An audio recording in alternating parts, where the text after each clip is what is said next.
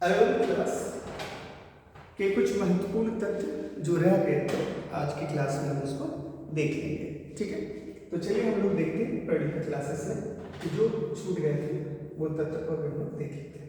और वो है आपके नियम, जो वैज्ञानिकों ने जो कुछ नियम दिए थे वो 4-5 नियम है, उनको हम लोग देख लेते हैं। सबसे पहले द्रव्यमान संरक्षण का नियम बहुत ही आसान है कि किसी भी रासायनिक अभिक्रिया से पहले का द्रव्यमान और अभिक्रिया होने के बाद जो उत्पाद बनते हैं, जो प्रोडक्ट बनते हैं, उसका द्रव्यमान दोनों संरक्षित होता है, दोनों बराबर होता है। आप कोई भी आप देख सकते हैं, अगर आप कोई भी देखते हैं, उदाहरण के तौर पे हम लोग देख लेते हैं Mg प्लस O2 देखेंगे तो ये बनेगा मैग्नीशियम ऑक्साइड बनता है MgO। अब क्योंकि इसको हमको बराबर करना है तो यहाँ 2 लगाएंगे, तो क्योंकि 2 ऑक्सीजन है तो हमको यहाँ पे 2 लगाना पड़ेगा। अब इसको बराबर करते हैं, देखते हैं क्या द्रव्यमान बराबर है कि नहीं। तो मैग्नीशियम का होता है 24, तो 24 इंटू 2 48 और इसका होता है 16 दूनी 32। तो हम लोग यहाँ पे जोड़ देंगे तो 8 2 10 0 4 3 7 8 80। इधर देखते हैं 2 और इसका होता है 24, इसका होता है 16 16 6 4 10 0 2 1 3 4 2, इसका मतलब आया 80। इसका मतलब कि रिएक्शन से पहले भी मैग्नीशियम और ऑक्सीजन का जो कुल द्रव्यमान था वो 80 था और अभिक्रिया होने के बाद हमने जो द्रव्यमान पाया वो भी 80 ही पाया। तो यही बात एंटोनी लवाजिये ने 1789 में कहा था कि अभिक्रिया से पूर्व और अभिक्रिया के बाद जो रासायनिक अभिक्रिया होती है उसका द्रव्यमान वही होता है, घटता बढ़ता नहीं है। यही बात है। इसका मतलब कि यदि हम एक कागज को जलाएं तो जलाने से पहले जितना कागज का द्रव्यमान था, जलने के बाद जो राख हो रहा है वो उतना ही रहना चाहिए अगर वो रासायनिक अभिक्रिया है तो। ठीक है, अब हम लोग आगे चलते हैं। निश्चित अनुपात का नियम। निश्चित अनुपात का नियम यह कहता है कि जोसेफ प्रॉस्ट ने इस बारे में कहा, अगर एक लाइन में हम कहें कि आप किसी भी यौगिक को ले लीजिए जो रासायनिक यौगिक है, आप किसी भी स्रोत से प्राप्त कीजिए। आप जल ले लीजिए, जल को आप नहर से ले लीजिए या बर्फ पिघला के ले लीजिए या नदी से ले लीजिए। आप H2O को अगर आप देखेंगे तो उसमें जो उस यौगिक में जो इसके जो द्रव्यमान का अनुपात होगा, उदाहरण के तौर पे आप H2O को लेंगे, आप देखेंगे कि ऑक्सीजन का जो द्रव्यमान होता है वो 16 होता है, हाइड्रोजन का होता है 1। तो 1 गुने 2 करेंगे हम लोग, तो यहाँ होगा, काट देंगे तो 1:8। इसका मतलब कि जल में हाइड्रोजन और ऑक्सीजन का अनुपात हमेशा 1:8 के ही रेशियो में होगा। चाहे हम वो जल कहीं पे भी हो, पृथ्वी के किसी भी स्रोत से आप प्रकृति से प्राप्त करें, वो 1:8 नहीं होगा। यही बात जोसेफ प्रॉस्ट ने जो है 1797 में कहा है कि द्रव्यमान का अनुपात नहीं बदलता है। अब हम लोग आगे चलते हैं, देखते हैं, ये आसान है। अब देखते हैं गुणित अनुपात का नियम। देखिए, जब 2 तत्व एक से अधिक यौगिक बनाते हैं, ठीक है, अब 2 तत्व जब एक से अधिक यौगिक बना रहे हैं, उदाहरण के तौर पे हम इसको देख लेते हैं। तो आप अगर देखेंगे कि 2 तत्व एक से अधिक यौगिक बना रहे हैं, जैसे कि कार्बन जब ऑक्सीजन से मिलता है तो एक तो जब ऑक्सीजन कम रहता है, मतलब ऑक्सीजन लिमिटेड होता है, तो कार्बन मोनोऑक्साइड बनता है, और जब ऑक्सीजन एक्सेस अमाउंट में होता है, मतलब ऑक्सीजन अधिक होता है, तो CO2 बनता है। तो इनका कहना है, ये गुणित अनुपात के नियम में डाल्टन ने 1803 में यह नियम दिया। इनका यह कहना है कि ये जो कार्बन है ना, ये जो कार्बन है, ये कार्बन के साथ ऑक्सीजन में यौगिक बने, यहाँ पे भी कार्बन में ऑक्सीजन के साथ यौगिक बनाया हुआ है। तो ये जो कार्बन है और ये जो ऑक्सीजन है, तो ये ऑक्सीजन अपने जितने भी इस कार्बन के साथ अपने ये कंपाउंड यौगिक बनाएंगे, एक निश्चित अनुपात में बनाएंगे, और वो जो अनुपात होगा वो सरल अनुपात होगा। कैसा होगा? सरल होगा। ये देखिए, ऑक्सीजन यहाँ पे जो है वो 1 है और यहाँ पे ऑक्सीजन क्या है? 2। तो ये 1 अनुपात क्या है? 2। मतलब ये हुआ कि ऐसा नहीं होगा कि सरल अनुपात ना हो। एक और हम लोग देख लेते हैं, एक और देखते हैं। उदाहरण के तौर पे कि N2 और O2 जो रिएक्शन करता है, हम लोग जानते हैं कि NO भी बनता है, और एक N2 और O2 हम लोग ये भी जानते हैं कि NO2 भी बनता है। अब हम लोग देखेंगे कि नाइट्रोजन तो है ही, एक को हम लोग स्थिर कर देते हैं, नाइट्रोजन को छोड़ देते हैं, तो हम देखते हैं नाइट्रोजन के साथ यहाँ भी ऑक्सीजन जो है ये एक, यहाँ पे क्या है, दो सरल पद में है कि नहीं, यहाँ पे NO बना तो यहाँ पे क्या बना, NO2 बना। समझ में आ रहा है? ये कहने का मतलब है इनका कि जब दो तत्व एक से अधिक यौगिक बनाते हैं, अब देखिए दो तत्व एक से अधिक यौगिक बना है, सेम है, यहाँ CO यहाँ CO2 यहाँ NO और यहाँ पे NO2, तो अगर ये बनेंगे ना तो एक तत्व हमने क्या लिया, ऑक्सीजन, भिन्न भिन्न द्रव्यमान दूसरे तत्व के एक निश्चित द्रव्यमान के साथ। अब देखिए एक तत्व भिन्न भिन्न हो रहे हैं और दूसरा तत्व क्या है, निश्चित है। नाइट्रोजन का जो है अकेला है N ही है, लेकिन जो दूसरा तत्व है वो जो अलग अलग होंगे वो सरल अनुपात में होंगे। उम्मीद है आपको समझ में आ गया होगा। चलिए अब हम लोग आगे बढ़ते हैं। अब है गैर विषयक का आयतन करना। गैर विषयक का जो आयतन करना है ये बहुत ही सिंपल है, इसको हम लोग अपने घरों में भी देखते हैं, कभी कभी कुकर फट जाता है, जब कुकर को फटता है तो इसको भी हम लोग समझते हैं, ये आयतन करने में बड़ा ही इंपॉर्टेंट है। इन्होंने क्या कहा, इन्होंने कहा कि आप यदि आयतन को स्थिर रखिए और द्रव्यमान की जो है वो जो द्रव्यमान को भी आप निश्चित रखिए, मतलब अणुओं की संख्या को भी आप निश्चित रखिए। मतलब हमारा जो आयतन है, जो V है और जो N है, मतलब पदार्थ की मोलों की संख्या N, वो दोनों स्थिर है। अब इसको हम लोग साधारण भाषा में समझते हैं।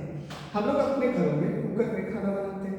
अब जब कुकर में खाना बनाते हैं तो कुकर में हम लोग अपना जितना पानी डालना होता है उतना ही डालते हैं, द्रव्यमान तो स्थिर है। अब ऐसा तो नहीं कि द्रव्यमान घट बढ़ जाएगा, जितना पानी डालना था हमने डाल दिया है, दाल भी डाल दिया है, और ये कुकर का आयतन भी क्या है, स्थिर है।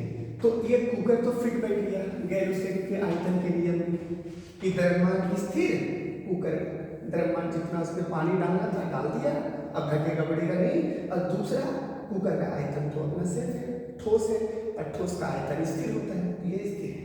अब अगर ये ऐसा है तो अगर ऐसा है तो इनका कहना है कि अगर टेम्परेचर बढ़ेगा तो प्रेशर भी क्या होगा, बढ़ेगा।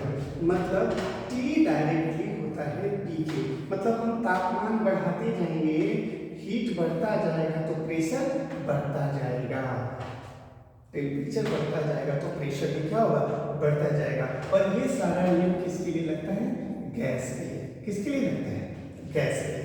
ये चीज ध्यान में रखना है हम लोगों को। मतलब कि सर ये पेट में है, पेट है तो इसमें गैस भरेगा, टेम्परेचर देंगे तो वो लिक्विड गैस में वेपर में चेंज होगा, और जब वो वेपर में चेंज होगा तो सर आयतन तो स्थिर है और द्रव्यमान की मात्रा भी स्थिर है, तो उस समय टेम्परेचर जैसे से बढ़ेगा प्रेशर बढ़ेगा, और अगर सीटी नहीं लगा तो कुकर उड़ेगा। तो इसको ध्यान में हम लोग को रखना है। तो कुल मिला के गैर विषयक का मतलब यही है कि अगर आयतन स्थिर है और द्रव्यमान की मात्रा स्थिर है तो प्रेशर और तापमान एक दूसरे के समानुपाती होता है। इसको हम लोग को ध्यान में रखना है। ठीक, अब आगे चलते हैं। आगे है एवोगाड्रो का नियम। देखिए एवोगाड्रो का नियम भी बहुत ही समान है। इसका क्या है, इसके बारे में हम लोग जानते हैं कि एक आदर्श गैस का समीकरण होता है। तो दो गैस होते हैं, एक होता है आदर्श गैस, एक होता है अनादर्श गैस। आदर्श गैस का मतलब क्या होता है कि आदर्श का मतलब जानते हैं ना कि आदमी बहुत आदर्श। आदर्शवादी का मतलब जो किसी नियम को फॉलो करता है। अगर वो किसी नियम को मानता है तो वो आदर्श गैस है, और अगर वो उस नियम को फॉलो नहीं करता है, कोई नियम को फॉलो नहीं करता है, तो वो अनादर्श गैस है। मतलब जो आदर्श गैस होता है वो एक नियम को पालन करता है। तो अब हम लोग आदर्श गैस के लिए ही इन्होंने दिया था। तो आदर्श गैस का जो सूत्र होता है PV बराबर nRT। देखिए PV बराबर nRT को जो प्राप्त किया गया है ये तीन वैज्ञानिक है, एक है गैल्यूशिक, एक है चार्ल्स, एक है बॉयस। इन तीनों के जो सिद्धांत थे उनको समायोजित करके ये आदर्श का नियम प्राप्त किया गया है। अब हम लोग इस बात को जानते हैं कि इन्होंने क्या कहा, इन्होंने बोला कि समान ताप और दाब पर अगर समान ताप है मतलब प्रेशर और टेम्परेचर जो है वो दोनों स्थिर है, वो घट बढ़ रहा नहीं है। इसका मतलब प्रेशर और जो है आपका टेम्परेचर अगर स्थिर हो तो P और ये V और R, V और N, ये तो R तो गैस में आता है, ये एक दूसरे के समानुपाती हो जाते हैं। क्या हो जाते हैं? समानुपाती। मतलब यदि मेरा प्रेशर और टेम्परेचर स्थिर हो तो गैस का आयतन जो आयतन है वो पदार्थ की संख्या के बराबर होता है। इसको ध्यान में रखना है, ठीक है, अणुओं की संख्या के बराबर होता है। तो हम अगर दो अलग अलग गैस ले लें, दो अलग अलग हम लोग गैस ले लेते हैं, लेकिन उसका तापमान और दाब हम लोग समान रखते हैं। मतलब हम लोग एक नाइट्रोजन ले लेते हैं और एक ऑक्सीजन ले लेते हैं, कोई बात नहीं। अब नाइट्रोजन और ऑक्सीजन जब हमने ले लिया, हमने क्या किया कि टेम्परेचर और प्रेशर को दोनों के लिए जितना टेम्परेचर किसका था उतना ही टेम्परेचर ऑक्सीजन का भी रखा, जितना प्रेशर नाइट्रोजन का था उतना ही प्रेशर ऑक्सीजन का भी रखा। मतलब टेम्परेचर और प्रेशर को दोनों के लिए समान रखा। जब ऐसा रखा तो पाया ये गया, क्या पाया गया, तो आयतन, इन दोनों का आयतन भी आपस में क्या होगा, V1 bye N1 equal to V2 bye N2 होगा। मतलब जिस रेशियो में N2 का आयतन और इसके अणुओं की संख्या होगी उसी रेशियो में ऑक्सीजन का भी होगा। ध्यान रखेंगे हम लोग, कोई दिक्कत इसमें नहीं है। चलिए, तो अच्छा, इन्होंने ही जो है एक बात बताया है ना, इन्होंने एवोगाड्रो ने एक बात क्या बताया, इन्होंने शोध करके बताया कि एक मोल में जो एक मोल होते हैं, एक मोल गैस का अगर गैस के परमाणु, मतलब अगर आप एक मोल गैस के परमाणु, अगर एक मोल की किसी की भी बात करें, जैसे ही एक मोल गैस के परमाणु की बात करेंगे तो इसमें जो अणुओं की संख्या होगी वो होगी 6.022 इंटू 10⁻23, है ना। इतना जो है इसमें अणुओं की संख्या होगी, परमाणु की संख्या होगी, ठीक है, की संख्या होगी। कितने होंगे भाई एक मोल में? 6.02 इंटू 10⁻23। तो ये भी चीज याद रखेंगे, इसके लिए भी है कि 0 एनटीपी पे और एसटीपी पे, इस बारे में हम लोग बात किए थे, है ना। एसटीपी पे और एनटीपी पे हम लोगों ने बात किया हुआ है। चलिए, अब कुछ ना सवाल है जो बहुत, हम लोग कुछ ज्यादा समय नहीं ले रहे हैं, जल्दी से इसको समझ लें। सबसे पहले मोल, देखिए मोल को ना हम लोग अगर समझेंगे तो इसका एक सूत्र होता है जो कि रसायन शास्त्र में दिया हुआ है।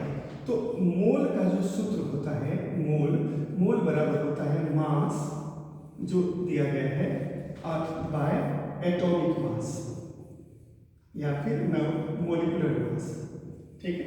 हम लोग यहाँ पे रख सकते हैं या फिर हम लोग यहाँ पे इस तरह से भी इसको लिख सकते हैं, द्रव्यमान यहाँ पे लिखेंगे और नीचे क्या लिखेंगे, अनुभार, और यहाँ पे क्या हो जाएगा, मोल। तो हम लोग अगर इसको करें तो द्रव्यमान का क्या होता है, ग्राम, है ना। चलिए ठीक है, तो अब इसका क्या होता है, मोल, तो मोल ही है। तो हम लोग अगर अनुभार का हम लोग बताएं तो अनुभार बराबर क्या होगा, तो हो जाएगा द्रव्यमान और नीचे आ जाएगा मोल। इसको ध्यान में रखेंगे, ये नीचे आ जाएगा, ठीक है। अनुभार क्या का द्रव्यमान आगे नीचे आ जाएगा मोल। क्लियर है, इतना समझ में आ गया। अब हम लोग आगे चलते हैं। देखिए सवाल अब हम लोग देखते हैं, इसको बिठा देते हैं, अब सवाल देखते हैं। तो सबसे पहले लिखा है 5 ग्राम CaCO3 में कितना मोल होगा। दरअसल इसको ऐसे नहीं लिखते, इसको लिखने का तरीका ये है, कैपिटल में CaCO3। तो सबसे पहले जो मेरा, हमको तो मोल चाहिए, कितने मोल होते हैं, तो हम लोग को पता है कि मोल बराबर, सबसे पहले सूत्र लिखिए, मोल बराबर क्या होता है, द्रव्यमान और बाय अनुभार। अब देखिए कितना द्रव्यमान है, तो सबसे पहले अनुभार प्राप्त कर लेते हैं। तो CO3 का अनुभार क्या होगा, इसको देखिए अनुभार। तो CO3 का अनुभार का मतलब होगा कि कैल्शियम का जो अनुभार है वो कैल्शियम का अनुभार कितना होता है, हम लोग को पता है वो होता है 40। कार्बन का कितना होता है, वो होता है 12। ऑक्सीजन का कितना होता है, वो होता है 16। आपको ये रट लेना चाहिए, बहुत काम का चीज है। तो यहाँ पे कितने हैं, कैल्शियम 1, सर 40 × 1 हो जाएगा, प्लस कार्बन कितना है सर, 1 ही तो है, 1 में 12। और फिर देखिए ऑक्सीजन कितना है, 3, और एक ऑक्सीजन का कितना होता है 16। अब इसको गुणा करेंगे, आएगा 40 प्लस 12 प्लस 16 48। हम लोग देखेंगे कि कितना हो जाता है, 40 12 और 16 48। तो 48 में अगर 12 जोड़ेंगे तो 8 2 10 0 4 1 5 एक छोड़, कितना हो गया 60 8 40 100 हो गया। तो 100 AMU हो गया, एटॉमिक मास यूनिट। ये हमारा इसका द्रव्यमान प्राप्त है। अब तो बहुत सिंपल है, मोल कैसे प्राप्त होता है इस बारे में हम लोग जानते हैं, कैसे प्राप्त होता है। इसके लिए हम लोग का सूत्र हमारे पास है। क्या है द्रव्यमान दिया हुआ, द्रव्यमान दिया हुआ यहाँ पे 5 ग्राम। तो यहाँ पे हो जाएगा 5 ऊपर, यहाँ पे द्रव्यमान है 5 ग्राम। द्रव्यमान कितना दिया हुआ है, द्रव्यमान है 5, जो वहाँ पे दिया हुआ है 5 ऊपर, और नीचे कितना आ जाएगा 100। तो मोल बराबर क्या हो जाएगा, मोल बराबर हो जाएगा, इसको काट देंगे, कितना हो जाएगा 5/100। बोल रहे हैं 5 ग्राम CO3 में कितने मोल होंगे, कितने मोल होंगे 5/100 मोल होंगे। कितने मोल होंगे, आंसर आ गया। इसको अगर करेंगे तो 0.05 आंसर आएगा। ठीक है, बहुत ही आसान है मोल निकालने के लिए। तो सबसे बड़ा दिक्कत यही होता है कि अनुभार अगर आपको नहीं आएगा निकालने के लिए तो आप सवाल नहीं बना पाएंगे, अनुभार निकालने आना चाहिए। ठीक है, अब हम लोग चलते हैं दूसरे सवाल, इसको समझ गए होंगे। दूसरा सवाल है आपका कि इतना अणु में कितने मोल होंगे। अब इतना अणु में कितने मोल होंगे, बहुत ही सिंपल है। हम लोग जानते हैं कि 1 मोल बराबर होता है 6.022 × 10⁻23 मोल। इसलिए होता है अणुओं की संख्या। तो 1 मोल बराबर होता है अणुओं की संख्या, अणुओं की संख्या। अब इसको हम लोग समझते हैं। अब मेरे पास कितना दिया है, इतना अणु, तो हम लोग इधर से जाएंगे तो 1 अणु बराबर क्या होगा। तो अगर हम लोग इसको करें क्या, 6.022 × 10⁻23 को अगर हम लोग 1 अणु से गुणा करते तो कोई फर्क नहीं पड़ता है, 1 अणु, तो ये हो गया 1 मोल। अब इसको हम लोग नीचे लिख देते हैं, आ जाएगा 1 है 6.022 × 10⁻23 बराबर 1 अणु।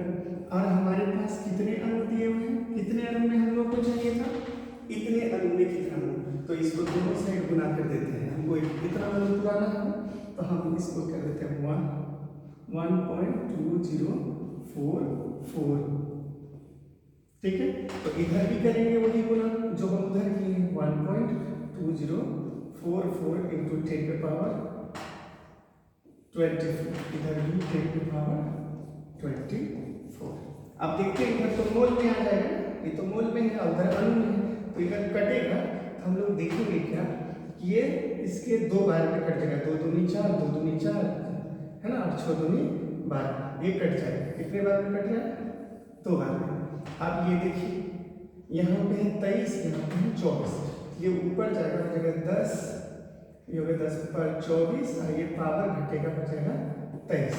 तो कितना हो जाएगा, 2 × 10 कितना हो गया, मतलब 1.2044 अणु में कितने मोल हो गए? 10 दूनी का 20 मतलब 20 मोल। कितने मोल हो जाएंगे? 20 मोल आंसर। समझ गए आप बात?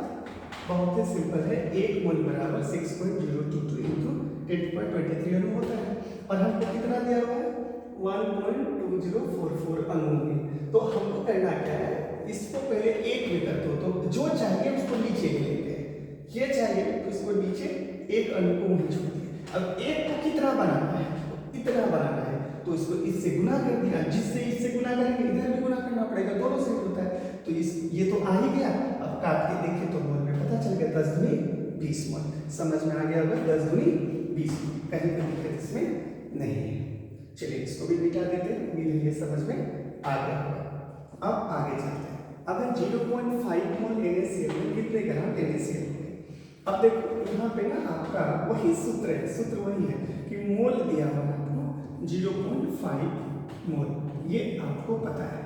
अब दूसरा दिया हुआ है NaCl। अब देखिए इसको भी ऐसे नहीं लिखते, इसको लिखते NaCl, ऐसे लिख देते हैं।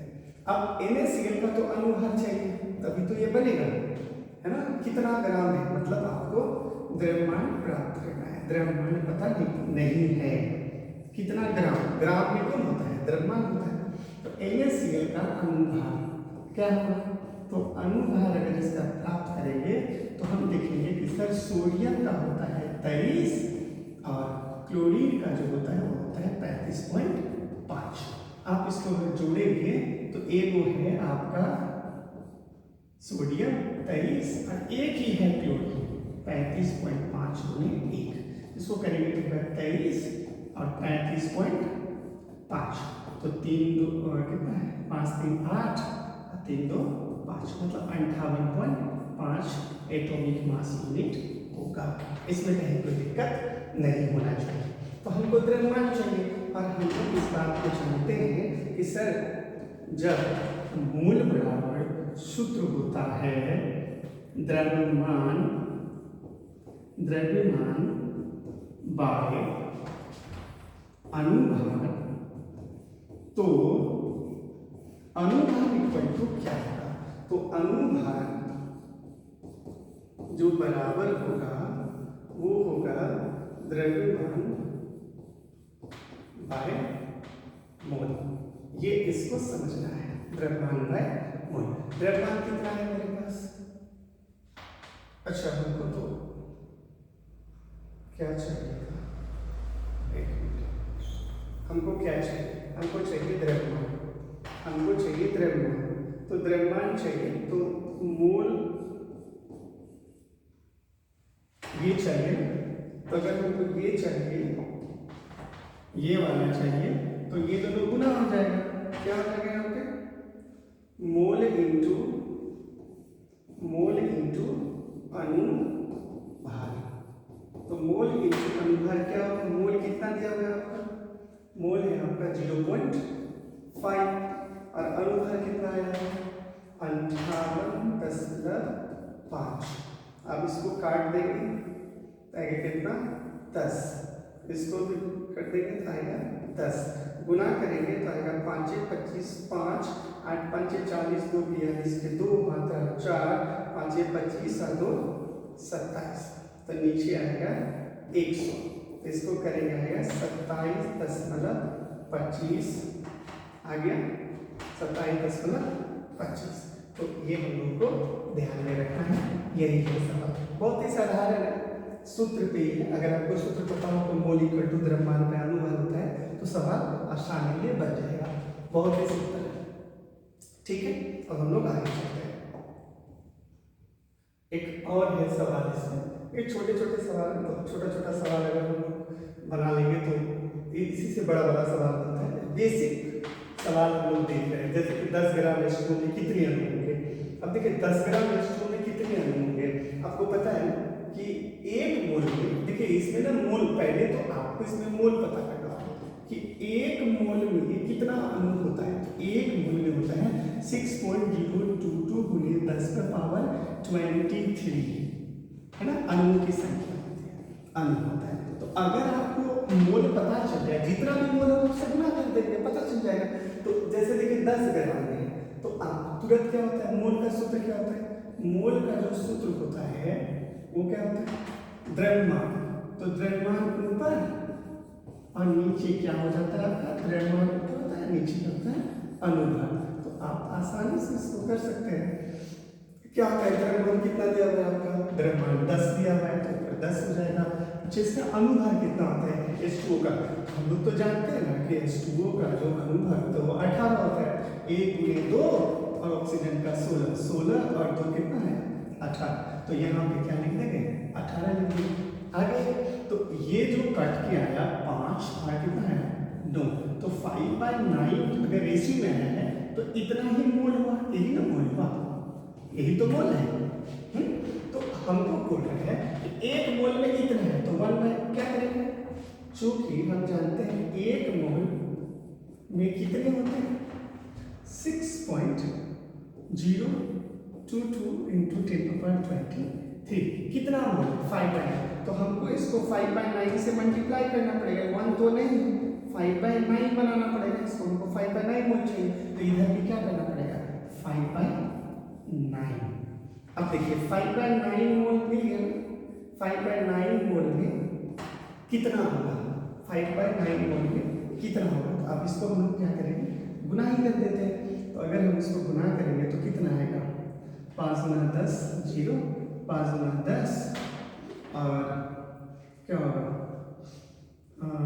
अगर हम इसको लगभग ले लेते हैं, हम लोग एक काम क्या करते हैं, इसको एक्यूरेट लेके बना लेते हैं, ठीक है। तो अगर एक्यूरेट लेके हम इसको पॉइंट्स को भूल जाते हैं, कर लेते हैं इसको 6 × 10⁻23 और इधर कितना आया 5 और इधर कितना आया 9।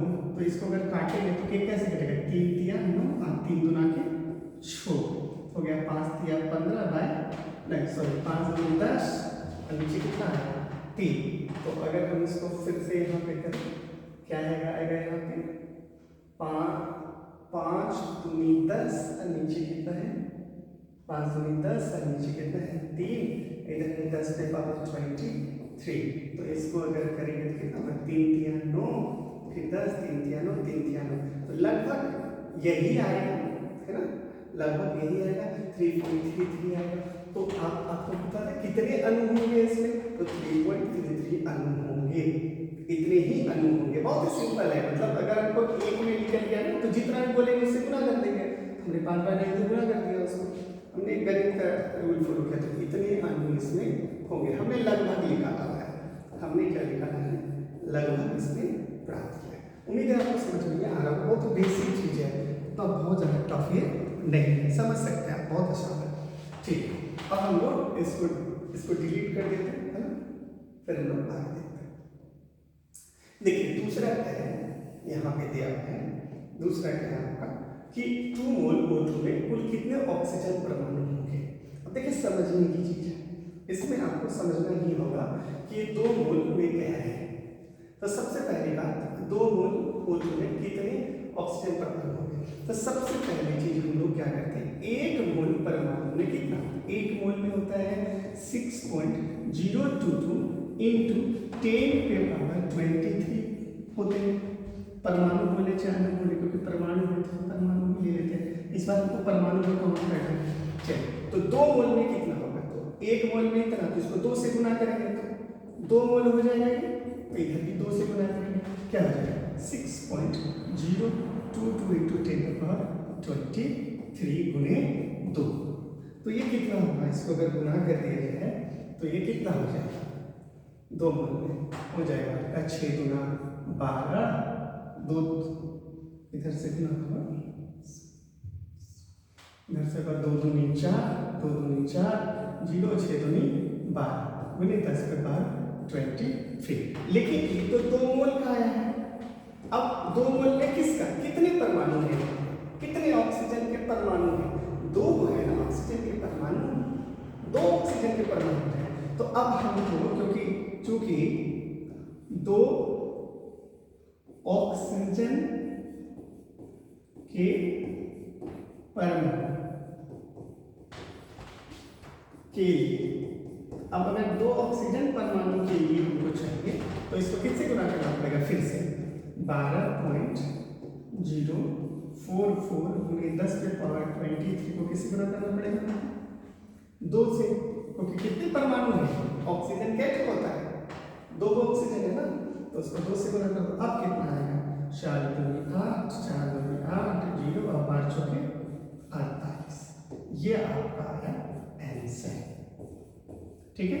लेकिन यदि यहाँ पे परमाणु ना बोल के अणु बोलता, क्या बोलता? अणु। अगर यहाँ पे कहता कि आप परमाणु ना बोल के बोलता अणु कितने हैं, तो आपको इसमें से आपको 2 से, इससे ऑक्सीजन पर 2 से गुना करने की जरूरत नहीं थी। सीधा आंसर होता है 2 गुने 6.022 गुने 10 के पावर 23। अगर अणु बोलता तब तो यही आंसर हो जाएगा, लेकिन क्योंकि वो परमाणु कह रहा है तो अणु परमाणु से मिलकर बनता है।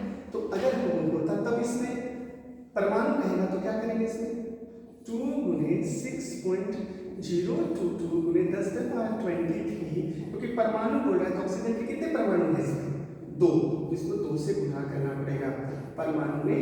यह आंसर का बहुत ही बारीकी बात है, इसको हम लोग को समझना होगा। देखिए, इसको समझेंगे तो कॉन्सेप्ट बनेगा। थोड़ा तो छोटी छोटी बातें ही बड़ी हो जाती है। हम लोग बड़ी बड़ी चीज़ें पढ़ लेते हैं, छोटी चीज़ें नहीं जानते, तो वो समस्या होती है। इसीलिए लॉजिकल्स नहीं बनते हैं आपसे, तो इसको समझना पड़ेगा। बेसिक चीज़ ही बड़ा आधार बनता है। छोटा आधार नहीं पड़ेगा तो नहीं बन पाएगा। ये समझ गए हो गया? बहुत आसान है। चलिए इसको डिलीट कर देते हैं। अब देखिए, अब यहाँ पे 0.25 और CO2 मतलब 0.25 मोल CO2 में कितना। अब देखिए, अणु की बात कर रहे हैं। अब अणु की बात कर रहे हैं तो हमको इसमें से देखने की जरूरत है कि कितना कार्बन, कितना ऑक्सीजन है। हम तो अणु कितना है? एक अणु है, एक ही तो है CO2। चलिए, तो क्या होगा? 1 मोल में कितना होता है? सिंपल 6.022 इंटू 10 के पावर 23 अणु होते हैं। तो आपसे पूछा है ना कि 0.25, तो ठीक है, तो इसको एक किससे गुना कर देंगे? हम लोग गुना कर देंगे 0.25 से। जैसे 0.25 से इसको हम लोग गुना करेंगे, आपका आंसर मिल जाएगा। तो इसको पॉइंट उड़ा दीजिए, यहाँ पे कितना आ जाएगा? 100 और 25 चौके 100। इसका मतलब अगर हम लोग इसको 4 से भाग दे दें तो मेरा आंसर प्राप्त हो जाएगा। तो कैसे करें 4 से भाग? ठीक है, तो हम एक काम करते हैं, इसको 6 ही मान लेते हैं। 6 मान लेते हैं, है ना, यानी तो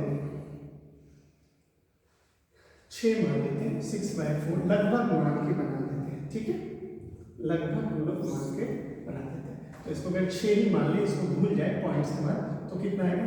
3 यहाँ कितना है? 2। कितना होगा? 3/2 गुने 10 के पावर 23, तो मतलब 1.5 इंटू 10 के पावर 23 अणु का। ठीक है। अच्छा, इसी सवाल में अणु ना बोल के अगर यहाँ पे परमाणु दे देता तब क्या होता? यहाँ पे क्या दे देता? परमाणु। तब आप कैसे बनाते? अब देखिए, अणु बोलता तब तो आप सिंपल बना लिए, ठीक है, लेकिन अगर परमाणु बोलता तो कितने ऑक्सीजन, कितने परमाणु? यहाँ पे 3 है। कितने हैं? 3। तो आपको भी और एक स्टेप करना होगा, ठीक है। यहाँ पे समझ लीजिए, यदि यहाँ पे अणु बोला तो हमने सीधा क्या किया? 6 डायरेक्ट गुना कर दिया, 0 गुने 10 के पावर 23 से गुना कर दिया डायरेक्ट।